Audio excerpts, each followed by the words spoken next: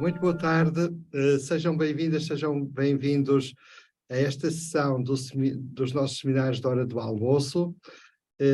Hoje acolhemos com muito gosto e honra a nossa diretora do Serviço de Documentação da Universidade Aberta, a senhora doutora Madalena Carvalho, que é licenciada em História e mestre em Ciências Documentais e que tem feito um trabalho extraordinário nos últimos anos na nossa universidade de dinamização das bases de dados digitais em favor do ideário contemporâneo, odierno, que deve presidir à produção do conhecimento, que é disseminá-lo de forma livre, em espaço aberto, para que favoreça realmente o progresso da humanidade, que é isso que tem como fim a produção do conhecimento científico.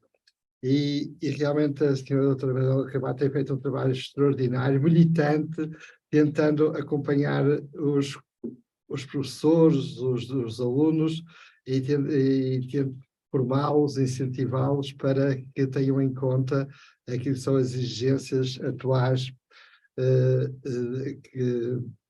que devem ser seguidas na produção e disseminação do conhecimento em espaços abertos, repositórios abertos.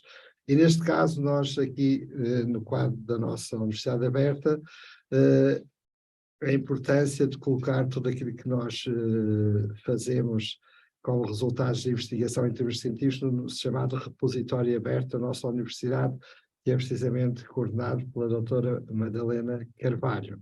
E, portanto, ela disponibilizou-se hoje amavelmente para nos fazer uma conferência de formação sobre este tema, e sairemos daqui muito mais elucidados sobre este desafio, e que ao mesmo tempo a tarefa fundamental que nos cabe a todos fazer, que é participar no enriquecimento deste repositório, contribuindo com aquilo que é a nossa investigação cotidiana, no contexto daquilo que é o trajeto de cada um em termos de investigação e o seu estádio académico correlacionado. Portanto, senhora doutora, muito obrigado pela sua disponibilidade, e a palavra é sua. A doutora Madalena Carvalho vai fazer uma apresentação, uma conferência, e depois haverá um espaço para perguntas, para debate. Certamente teremos muitas questões a colocar e temos a pessoa certa para nos esclarecer. Muito obrigado pela sua disponibilidade.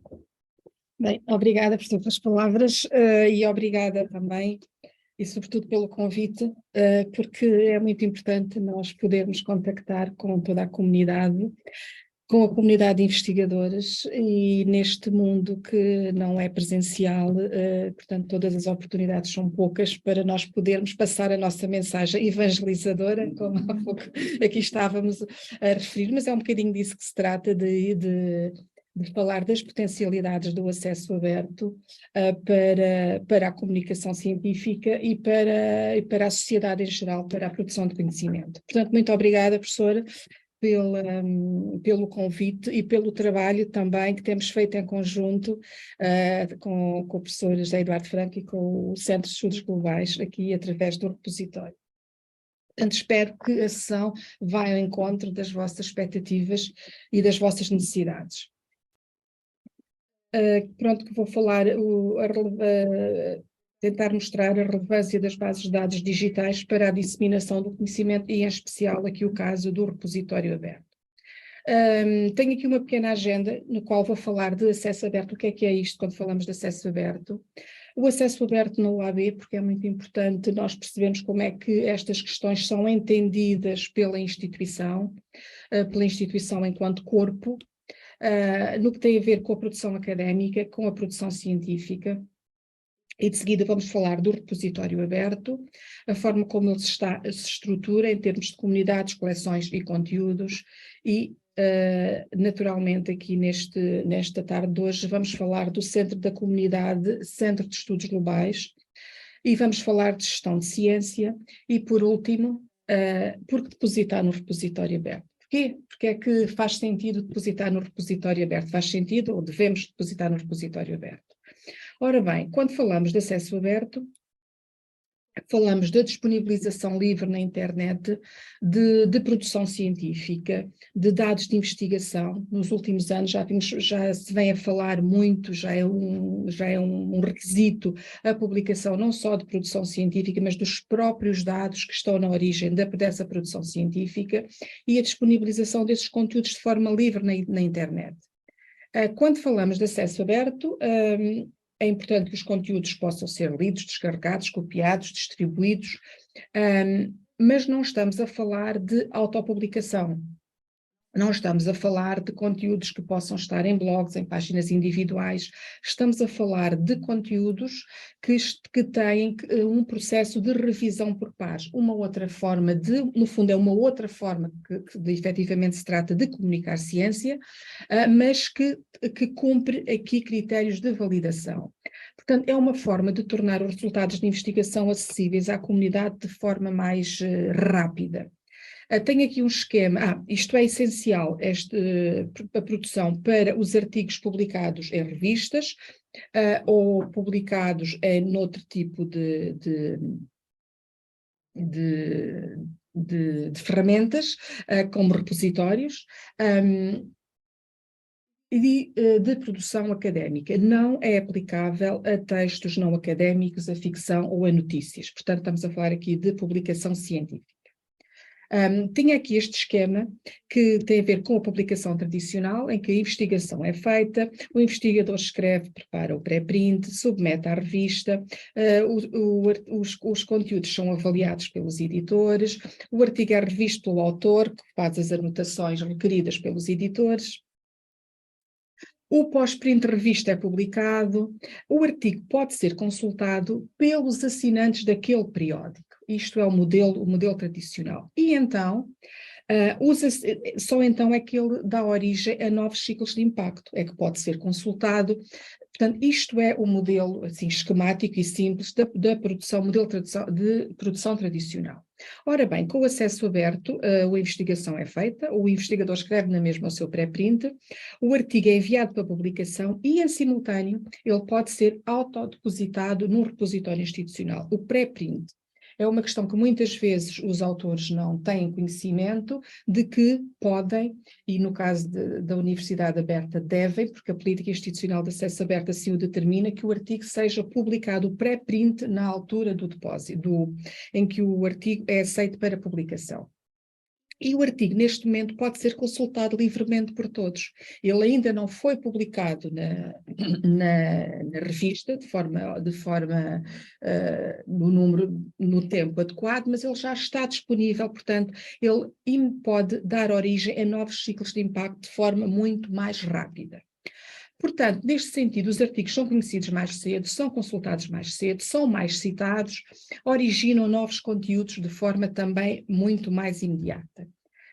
Desta forma, o autor tem mais possibilidades de progressão na carreira, de financiamento, de ter acesso a financiamento, porque este imediatismo é muito importante, tem mais visibilidade, é mais reconhecido e, portanto, os investigadores ficam sempre muito felizes quando publicam em acesso aberto.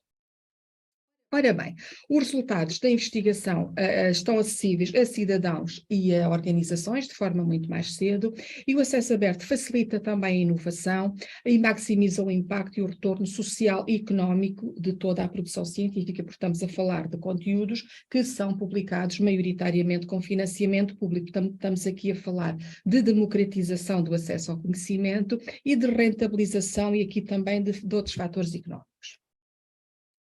Ora bem, há duas formas de se publicar em acesso aberto, são as chamadas duas vias. Há a via verde e a via dourada. A via dourada é publicar em periódicos digitais de acesso aberto. É a forma recomendada, que é publicar diretamente em revistas que, à partida, são revistas que já estão em acesso aberto. Ou então a via verde, que é publicar em repositórios de acesso aberto os artigos que foram publicados nas revistas comerciais. Estas são as duas vias, e agora não vou falar porque o tempo também não o permite, que os editores comerciais, que naturalmente têm proveito económico da produção científica, depois têm vias para aproveitar a via dourada e cobram taxas de publicação. as chamadas APCs, pronto. Mas há muitas revistas que elas são revistas de acesso aberto e que não cobram APCs, mas as revistas das editoras da Elsevier, das grandes editoras, elas cobram de facto APCs. Também é possível aos investigadores da Universidade Aberta publicar em acesso aberto através da BION, nestas revistas de acesso aberto, portanto é importante perceberem as possibilidades que têm de publicar nestas revistas de via dourada, sem terem que pagar porque pertencem a uma instituição que subscreve os conteúdos BION. Ora bem, o autoarquivo é, portanto, não é repositórios institucionais, a forma que pode conduzir de forma mais rápida à concretização do ideal de ter a produção científica disponível livremente para todos. Permite poupar recursos, tem vantagens económicas face ao modelo de assinatura tradicional ou outra forma de pagamento no momento do consumo. E estes depósitos fazem-se em repositórios institucionais, que são sistemas de informação, que permitem agrupar, e isto é muito importante, agrupar a produção de instituições, de grupos, preservar essa informação, garantir que os conteúdos estão disponíveis de forma permanente, mesmo que haja alterações tecnológicas, e, portanto, são sistemas que permitem os repositórios, às instituições, gerirem a sua própria, esta produção. Tem uma outra vantagem grande, são interoperáveis, eles interagem entre si, portanto, um pequeno repositório como o repositório da Universidade Aberta, pequeno em dimensão, grande em espírito, em alma, pequena em dimensão porque ele reflete a dimensão dos investigadores e do próprio da produção académica, portanto a dimensão efetiva não é uma grande dimensão, mas é de facto arrojado e depois à frente já falo disso. Mas, portanto, sendo interoperáveis, o nosso repositório está em qualquer lugar do mundo, literalmente, porque ele é interoperável com outros repositórios. Formam, portanto, uma rede universal que disponibiliza resultados científicos em acesso aberto.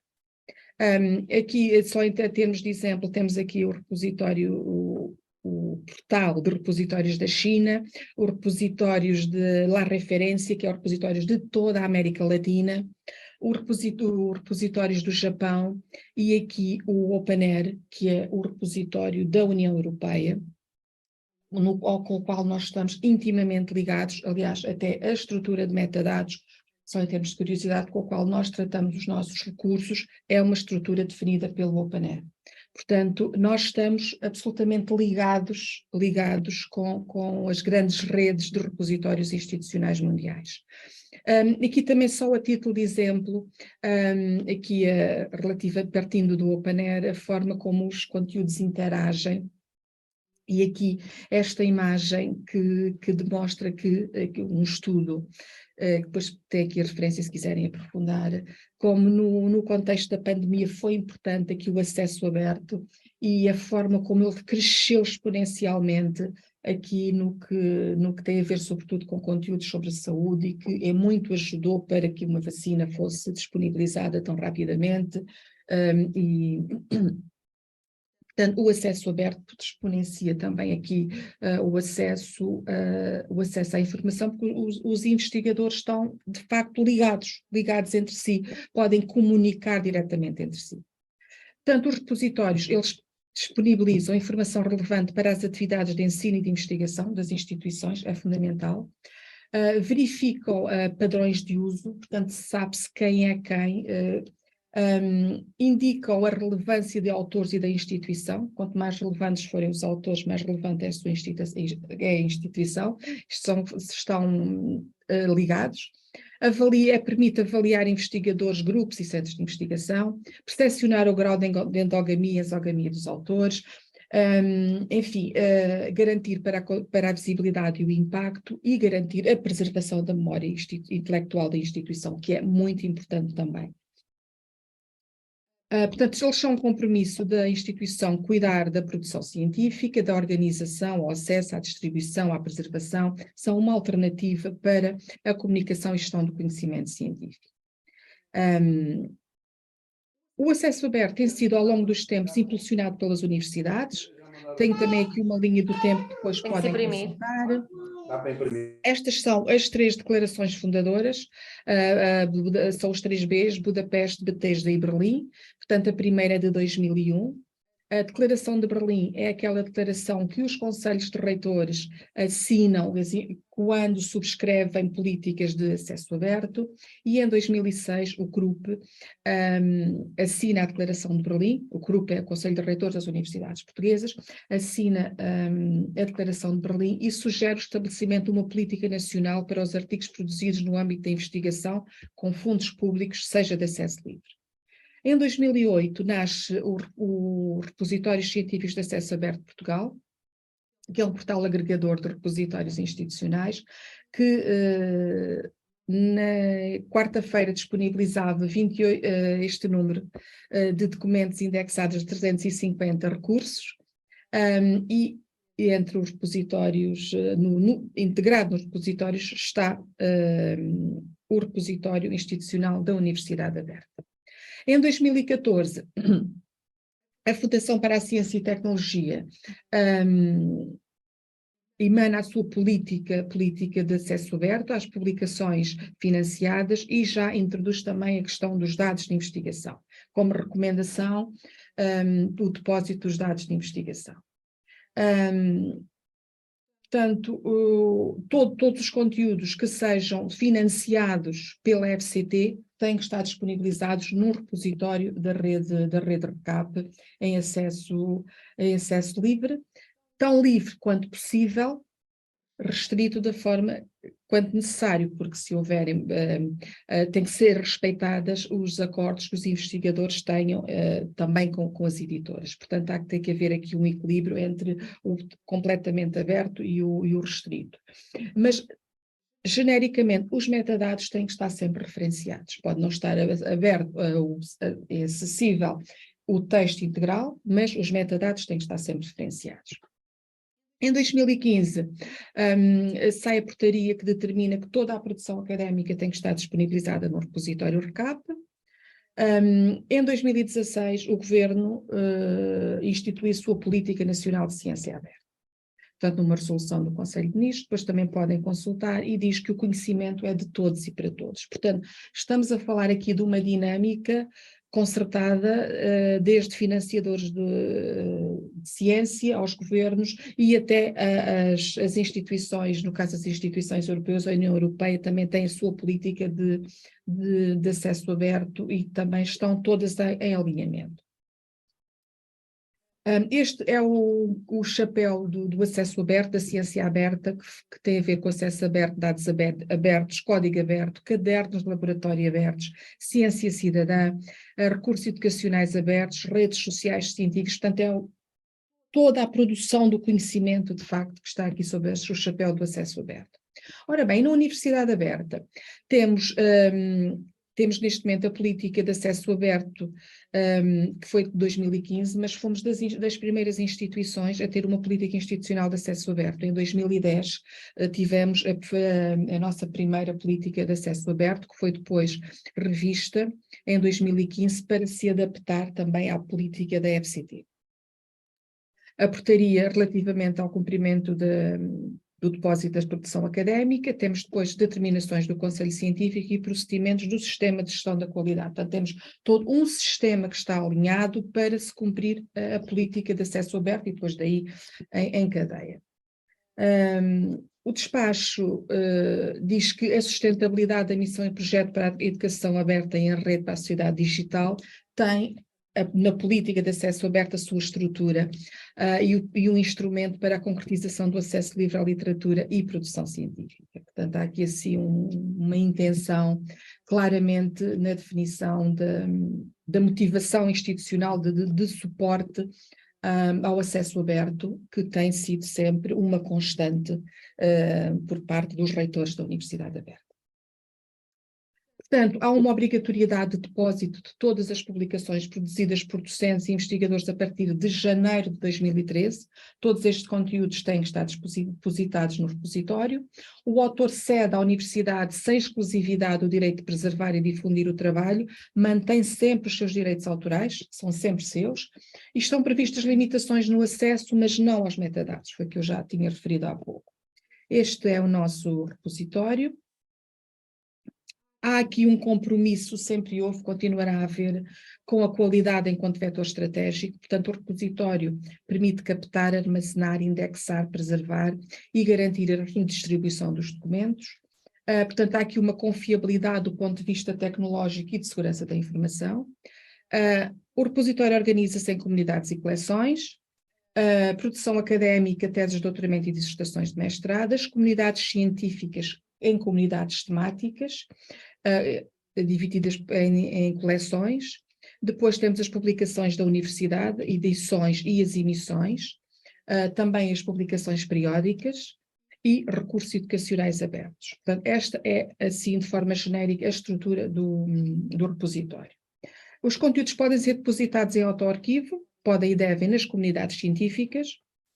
Todo o resto é feito arquivo mediado, isto é feito através dos serviços de documentação. Também aqui as comunidades temáticas têm coordenadores científicos que avaliam os conteúdos depositados pelos autores em autoarquivo.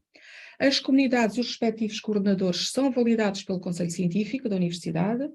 As publicações têm a validação do Conselho Editorial e os serviços de documentação aferem, no final da linha, a qualidade dos metadados e promovem a recuperação da informação, de modo a que ela se possa expandir para além dos nossos muros, sejam eles virtuais ou não, enfim, se possa chegar ao mundo. Ainda em relação à qualidade, toda a infraestrutura está assegurada, há cópias de segurança e disponibilidade permanente dos conteúdos depositados. Garantimos e aferimos periodicamente a interoperabilidade, o protocolo IPMH, para garantir que continuamos sempre a estar em linha com o mundo. Em linha com o mundo também nos mantemos nas comunidades de prática, aí no espaço global do conhecimento aberto, para estarmos na crista da onda e estarmos sempre atualizados. Portanto, estabelecemos protocolos e parcerias que permitam integrar o repositório a redes nacionais e internacionais, nomeadamente de recursos educacionais abertos. Portanto, é um projeto que nós também acarinhamos muito e que temos vindo a desenvolver, que é a disponibilização de recursos educacionais abertos. Portanto, qualquer pessoa pode registar-se no repositório, aqui através da área pessoal, inscrever-se nas coleções e receber alertas relativos à entrada de novos documentos e para depositar os próprios documentos é preciso então uma validação. Ao submeter um documento no repositório, o autor tem que estar consciente dos direitos de autor, dos seus direitos de autor, e as regras estabelecidas, tem que saber se tem acordos com editoras, enfim, perceber isso. Os serviços de documentação também dão suporte quando há dúvidas nesse sentido. Temos ferramentas também no portal que ajudam a tirar as dúvidas. Aqui importa dizer sempre que os direitos ficam sempre a pertencer ao autor, a não ser que ele os tenha transmitido de forma explícita a terceiros, isto é, que tenham um contrato. Pronto, isto é uma dúvida que os autores muitas vezes têm, mas pronto, é uma questão que nós também, para a qual nós damos suporte. Ora bem, e portanto chegamos aqui à comunidade de Centro de Estudos Globais, que tem como coordenadores científicos o professor José Eduardo Franco e a professora Cristiana Silva. Ele é uma das comunidades temáticas. Neste caso, o depositante, quem tenha conteúdos na área do Centro de Estudos Globais, portanto, registrou-se no repositório, faz o seu deposita os seus conteúdos, o coordenador de comunidade, um ou outro, validam, os serviços validam os metadados e os conteúdos ficam disponíveis no repositório aberto. Neste momento, o Centro de Estudos Globais tem 12 coleções, 252 documentos, uma média de 21 documentos por coleção. Portanto, estas são as coleções e os documentos, pelo menos eram há 2 dias. É interessante também aqui verificar o número de downloads feitos nas coleções. Quando eu dizia há pouco que os repositórios permitem aferir no fundo, o índice e a produtividade dos próprios centros de estudo, neste caso é possível através do repositório fazer-se estes estudos, estas análises. Este é e foi feito a partir de um pedido que me foi feito pelo próprio centro, ver que depósitos é que tinham sido feitos em 2022. Portanto, este slide é só sobre conteúdos depositados em 2022. Portanto, temos aqui, foram feitos estes depósitos, o tipo de conteúdos, portanto, artigos, livros, parte de livro, artigos de conferências, estão todos em acesso aberto, com exceção de um artigo, que está em acesso restrito, e o ano de publicação. Portanto, temos publicados em 19, 21, 22, portanto, temos aqui assim toda a pegada, digamos, e os centros podem e devem utilizar estas ferramentas que os repositórios disponibilizam para poder aqui extrair indicadores relativamente ao seu funcionamento, fazer análises, extrair indicadores nesse sentido. Temos aqui um top 10 de autores por número de documentos no Centro de Estudos Globais. Temos depois os autores mais consultados, portanto, volta atrás, o primeiro é autores que têm mais conteúdos, depois temos os autores que são mais consultados, e nem sempre os autores que têm mais conteúdos são os autores que têm mais consultas, enfim, são depois dados que se podem... E temos depois aqui um top 10 de documentos mais consultados, qual é o documento que tem maior número de consultas em determinada comunidade. Isto são tudo dados que eu fiz só para 2022, só mesmo para 2022. E temos aqui assim este indicador que é de conjunto e que mostra de facto como o Centro de Estudos Globais tem tido um número crescente de interesse. Portanto, temos aqui estes dados e em 2022 teve 4.177 downloads, e também é interessante aqui em 2023 o número de downloads que já se registaram aqui de consultas de conteúdos do Centro de Estudos Globais. E também é importante para perceber o grau de endogamia, exogamia dos autores, onde é que estes downloads são feitos.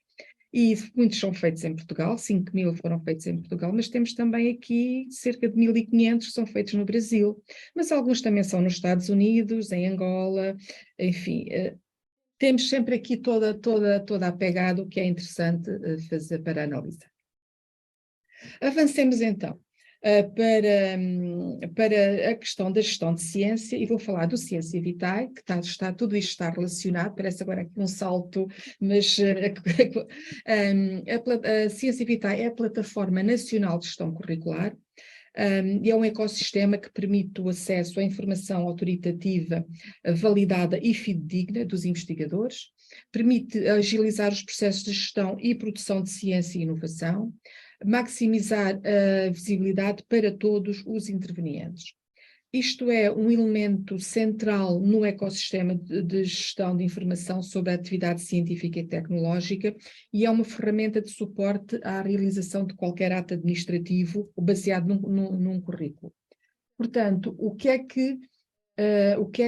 trabalho que está a ser feito é de articular os dados de registro de cada autor no Ciência Vitae com o repositório aberto, para que o autor só tenha que se registar uma vez, só tenha que se registar a sua produção uma vez, e a informação seja redundante, portanto, e comunicante entre o currículo do autor no Ciência Vitae e o repositório aberto. Portanto, o nível de integração entre as plataformas envolve a possibilidade de o utilizador do Ciência Vitae poder importar o seu CV e as suas produções em repositórios institucionais ou enviar para depósito no repositório produções que tenham sido registadas no seu Ciência Vitae. Portanto, vai só Ciência Vitae.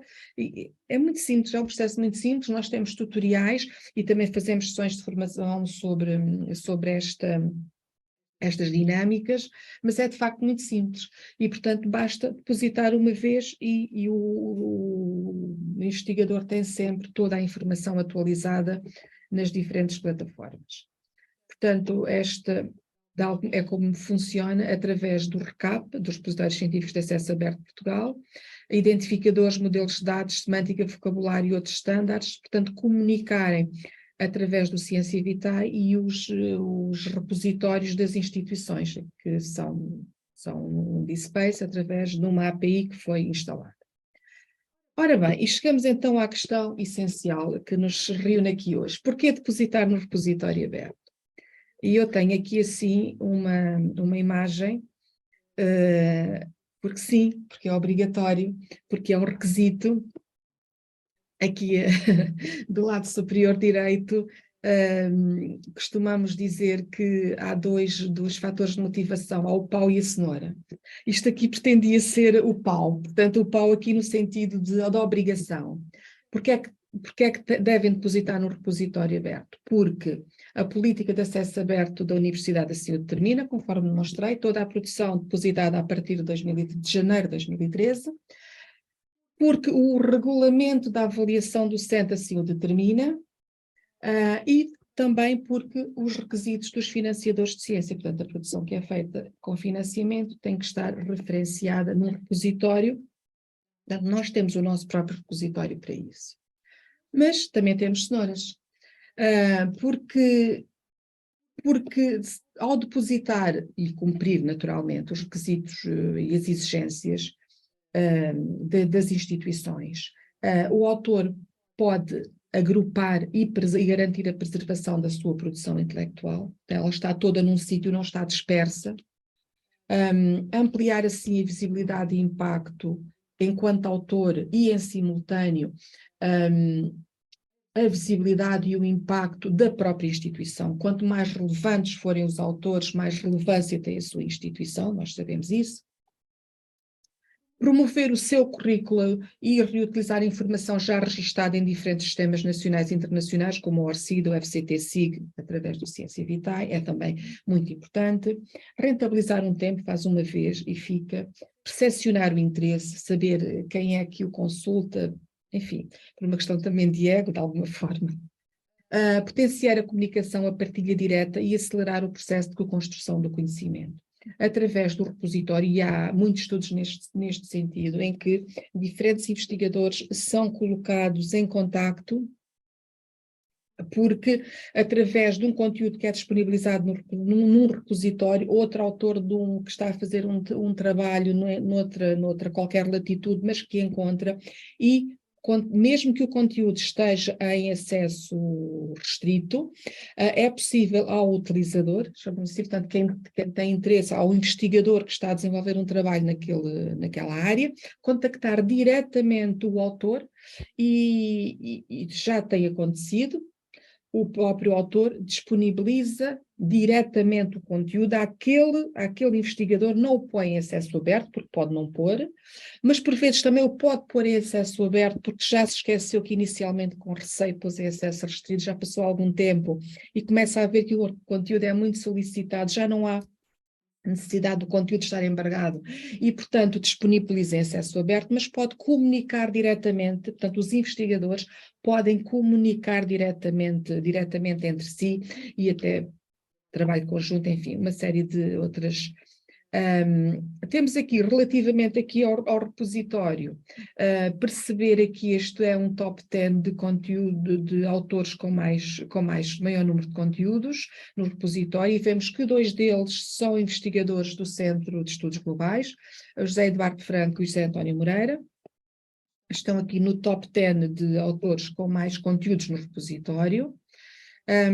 E depois temos aqui 2 gráficos que tem interesse meramente académico, aqui no caso, em que tem o azul tem os autores com maior número de conteúdos no repositório, e o da esquerda, a verde, tem os autores, ou também são top 10, de autores com mais downloads. Pronto, são dados interessantes que é possível fazer através da consulta do repositório. Porque é que também é importante? Aqui, através do índice de autoridade, ao consultar o repositório, é possível, e aqui eu peço desculpa ao professor José Eduardo Franco, mas usei-o como exemplo. Portanto, aqui em índice de autoridade fiz uma pesquisa por Franco e encontro aqui informação de José Eduardo Franco, sei quem é, tem 179 documentos. Eu clico aqui, ele tem aqui a indicação de que ele está ligado ao Ciência Vitae. E, portanto, tem aqui a informação de todos, imediatamente aos conteúdos de todos do professor José Eduardo Franco, aos conteúdos depositados no repositório. Deixo-vos aqui agora, porque aqui com informação sobre o Ciência ID, Ciência Vitae, diretrizes para o auto-arquivo de recursos educacionais abertos, que eu não falei aqui hoje, posso falar noutra altura, porque só por si é uma sessão, portanto eu entendi não dever falar nisto, mas tenho que falar aqui das normas para a afiliação de autores UAB. Foi também uma determinação do reitor Paulo Dias, porque é muito importante que haja aqui uma uniformidade a partir do próprio autor, de se referenciar sempre da mesma maneira e da forma como deve referenciar a sua afiliação. Como é que deve dizer que é a Universidade Aberta e não o UAB? Pronto, e, portanto, também sugiro que consultem aqui as normas para a afiliação dos autores do UAB, é importante. E depois tem aqui assim o link para as políticas de copyright share para Rómio, quando tiverem dúvidas relativamente à publicação em acesso aberto de determinado conteúdo, se quiserem confirmar. E depois aqui estas duas últimas, que são 2 tutoriais sobre registro no repositório aberto e autoarquivo no repositório aberto. Portanto, qualquer dúvida que possam ter, independentemente dos canais de comunicação, com os serviços de documentação estarem sempre abertos, mas podem consultar estes tutoriais. E, portanto, agradeço a vossa atenção e estou disponível para agora as dúvidas que entenderem colocar. Obrigada. Muito obrigado, senhora doutora Madalena de Carvalho, por esta tão esclarecedora conferência, pela conferência de formação. Portanto, como vem, somos todos convidados a nos registarmos no repositório e começarmos, ao longo da nossa vida, paulatinamente, da nossa vida académica, a depositar aquilo que vamos produzindo para, então, cumprirmos esta missão científica de disseminação do conhecimento e que acaba por beneficiar todos e logo, a partir de quem é o depositante. Muito bem, agora estão abertas as possibilidades de apresentar questões, comentários. A doutora Madalena estará muito disponível para responder. Usar o microfone. Agora, doutor Rui Rego, tem à vontade. Muito obrigado, realmente foi bastante interessante e elucidativa e ousando e aproveitando que estamos cá no Centro Cultural, pode ser a primeira de outras formações. Sim. Até para podermos registar tudo aquilo que vamos publicando. Eu fiquei só com 3 questões assim mais técnicas, primeiro, quando disse que nós podemos arquivar o pré-print, Sim. esse pré-print é já depois de nós revermos o que a revista comercial disse, ou é mesmo quando nós enviamos para lá o artigo? Aí depende da política de cada instituição, de cada editora. Por norma, as editoras têm requisitos relativamente a isso, mas o ideal é que seja o pré-print revisto. Sim, para garantir que foi aceite. Portanto, é o documento aceite, digamos assim, é o documento aceite e não é o documento do próprio autor. Depois, as outras duas, até uma prende-se com a outra. Primeiro, quando nós fazemos autodepósito, nós podemos fazer autodepósito em mais do que uma universidade? ou é mais do que um repositório, ou fazendo num Não, fica feito? não. Os repositórios, em termos de gestão de utilizadores, não interagem entre si. Portanto, dentro de um repositório, no caso do repositório aberto, dentro do repositório aberto, pode depositar nas comunidades que entender, não tem que depositar só na comunidade de Centros de Estudos Globais. Pronto, basta que faça o registro e depois envie indicação de que quer depositar e em que comunidades, mas isso não se aplica a outros repositórios, até porque os repositórios têm dinâmicas diferentes.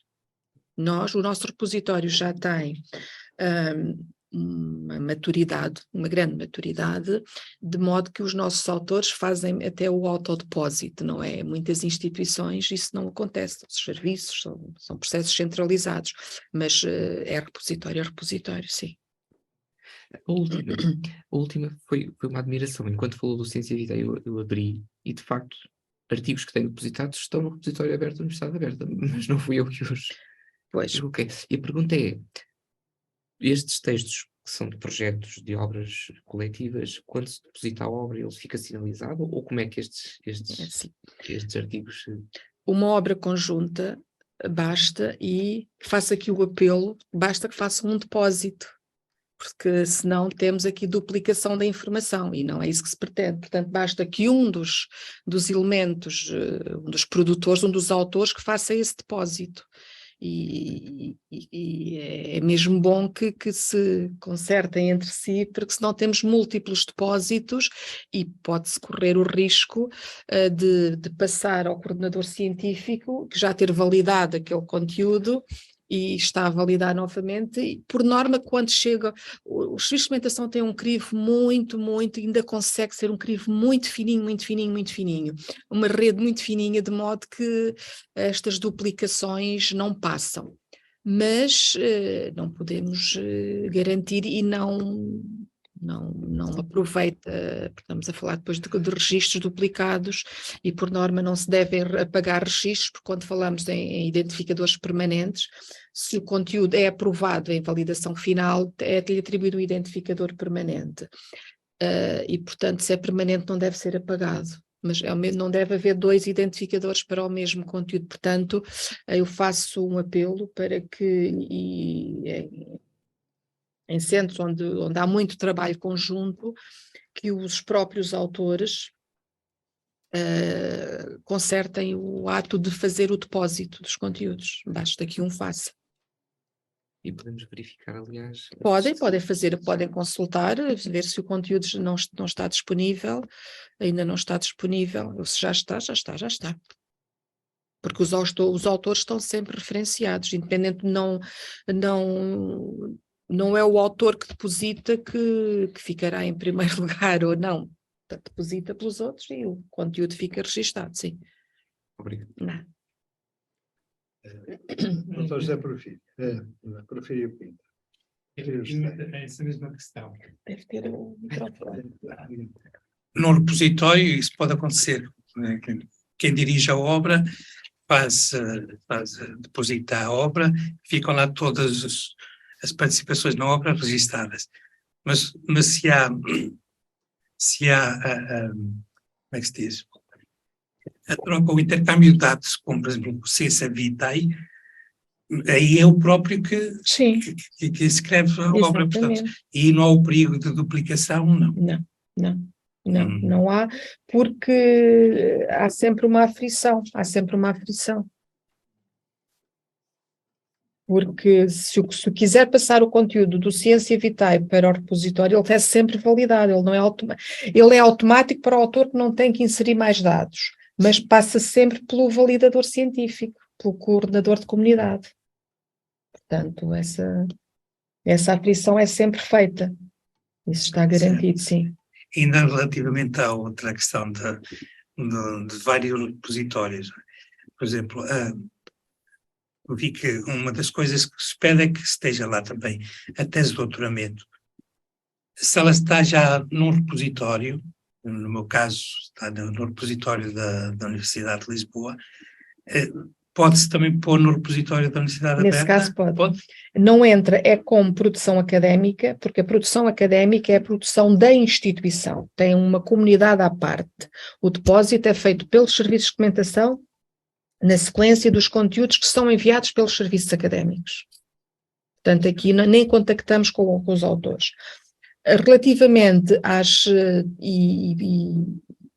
Centro de Estudos Globais já tem uma coleção para teses, que é precisamente para depositar as teses, como no caso que me está a referenciar, teses que são de elementos do centro de estudos que não pertencem à universidade. Se pertencerem à universidade, nós podemos fazer um mapeamento.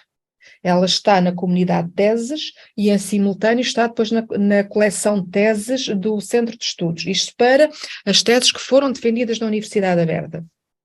Para as que são defendidas fora da universidade, o depósito é feito como se fosse um outro conteúdo, em autoarquivo e com indicação.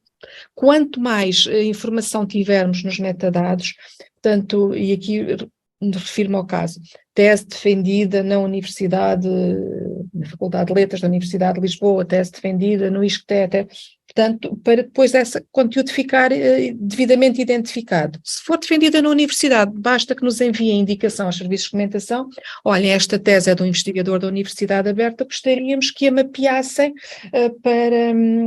para o Centro de Estudos Globais. Nós fazemos muito isso de forma sistemática com o LID, o Laboratório de Ensino à Distância, porque para eles consideram relevante ter ali aquela coleção mapeada das outras, para, cá está, uma vez mais reunir e atestar a relevância do trabalho que é feito. Não há duplicação, há mapeamento. Muito obrigado. Muito obrigado, muito boa tarde. Muito obrigado por essa brilhante conferência que nos introduz numa área muito interessante. A minha dúvida é, eu já tentei algumas vezes ter acesso a referências bibliográficas, artigos que estão no repositório, mas há sempre o problema de que endereço e-mail utilizar. O e-mail institucional o sistema não reconhece. O e-mail pessoal, às vezes tenho dificuldades. Queria só saber se há alguma forma de inscrição, digamos, de registro para facilitar o acesso, digamos, às referências. Muito obrigado. Obrigada pela sua questão. E bem-aja por estar aqui. Esta é uma questão tão recorrente e tão simples. Para aceder aos conteúdos do repositório não é necessário qualquer registro.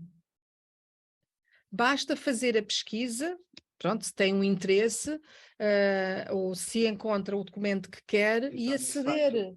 Acede sem fazer qualquer registro. O registro é requerido se quiser criar alertas. E registra-se nas... Eu não sei se temos tempo para... Senão eu ia aqui. Ora bem, estamos aqui na Universidade Aberta, no portal, perdão. Sim, estamos a ver. Pronto, vamos aqui ao repositório. Portanto, se quiser consultar qualquer conteúdo, temos aqui as comunidades e coleções, não precisa de fazer nada. Vamos partir aqui deste documento. Não sei, este é um documento que está em acesso restrito. Neste exemplo, não pode consultar este documento, mas pode contactar o autor. Se este conteúdo lhe for... foi o primeiro documento que me aparece. Põe aqui o seu nome, o seu endereço de e-mail, e aqui é um endereço de e-mail o seu endereço de e-mail, qualquer que seja, um Gmail, qualquer um. E envia uma mensagem ao autor. Eu sei. E o autor responde-lhe. Eu sei que há pouco o professor José Eduardo Franco recebeu um pedido e disse que não podia disponibilizar, não era? Está sob embargo dos direitos do autor. Exatamente, pronto. Mas podia acontecer, não querer, pronto, enfim. Também depende de quem é que contacta. Foi uma pessoa de confiança, podemos partilhar a informação. Exatamente, pronto. Quando o acesso é restrito por razão de embargo compromisso comercial com as editoras. Portanto, partilha só com determinada pessoa. Mas Voltando aqui atrás. E já agora, vamos só... está no repositório, isto aqui não ajuda, esta linha aqui, vamos passar isto para aqui.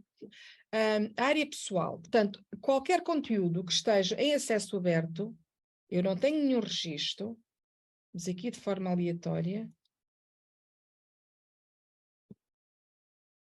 tem aqui informação, este cadeado simboliza o acesso aberto.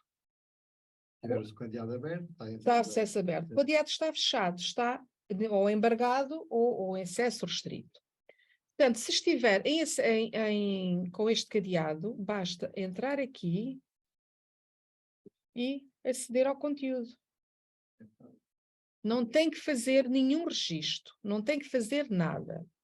Mas o registro é aqui, através da área pessoal, está a seguir a área pessoal. A primeira vez que quiser fazer este registro, vai fazer, é um utilizador novo, clica aqui para se registar. Vai fazer isto. E vai inserir o seu endereço eletrónico, qualquer endereço eletrónico, o endereço com o qual fizer a gestão das suas comunicações. Portanto, insere aqui o seu endereço e vai receber na sua caixa de correio o pedido de confirmação, para depois preencher os seus dados. Se me quiser dar o seu endereço, podemos só fazer esta experiência. Então diga. Diga, por favor. Já percebi. Pronto, Bom, okay. Pronto, então sim, é isso. Depois, tá só faz isto uma vez. A próxima vez que entrar no repositório, vai então preencher o seu endereço eletrónico.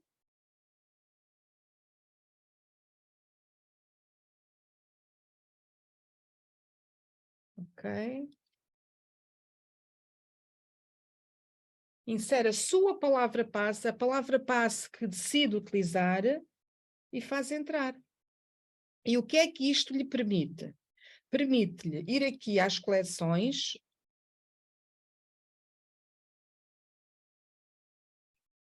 e agora para mim é difícil porque eu tenho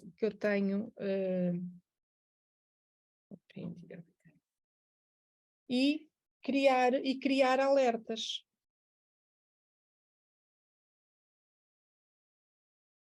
Portanto, tem aqui a informação. Eu estou como administradora.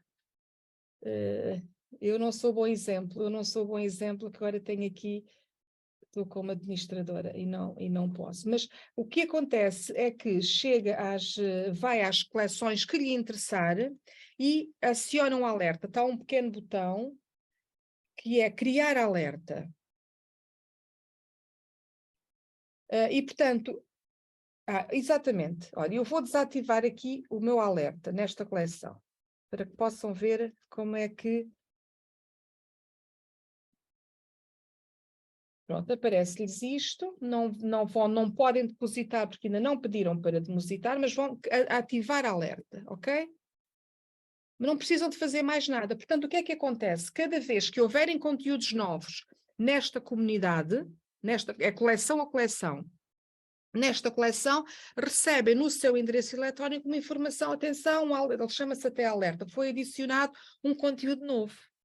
Isto para criar alertas e depois, naturalmente, sendo o autor, para depositar. Se quiser depositar um conteúdo, então tem que ser aqui na área pessoal para poder depositar, tem que se registar. Mas para aceder aos conteúdos do repositório não é requerido nenhum registro. Fui clara? Muito obrigado, bastante claro. Muito obrigado. Pronto, é isso. Muito obrigado. Depois, para depositar, para poder depositar, tem que nos dar indicação de quais são as comunidades em que pretende depositar. Aqui no caso muito restrito do Centro de Estudos Globais, basta enviar-nos um e-mail a dizer: eu sou esta pessoa, sou este investigador e quero depositar na comunidade de Centro de Estudos Globais. É só uma indicação, é para que nós depois, mas para fazer isto tem que estar registado, porque as permissões são dadas se selecionamos o endereço daquela pessoa. Portanto, se não tiver registado, nós não podemos dar essas permissões. Portanto, identificam-se. Exatamente.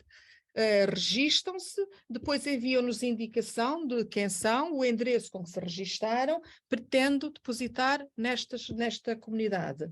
E, por norma, no máximo um dia, nós damos as permissões para, não é automático, mas nós damos as permissões para que possam depositar. Mas também temos, e na apresentação eu tenho os links para o registro, para os tutoriais de registro e para depósito no repositório. Portanto, para aceder a conteúdos não é necessário estar registado. É só aceder e pronto. Bem, ok. Muito obrigado pela sua resposta, muito obrigado, Dr. António Veiga. Então agradecemos mais uma vez a disponibilidade e a atenção e cuidado que a doutora Manuela Carvalho teve em preparar esta comunicação e nos dar esta formação tão importante e agradecer novamente todo o esforço que têm feito, o trabalho que têm desenvolvido para tornar a nossa universidade verdadeiramente aberta ao mundo, em acesso aberto. Agradecemos a presença de todas e de todos e desejamos a continuação de uma boa tarde. Muito obrigado.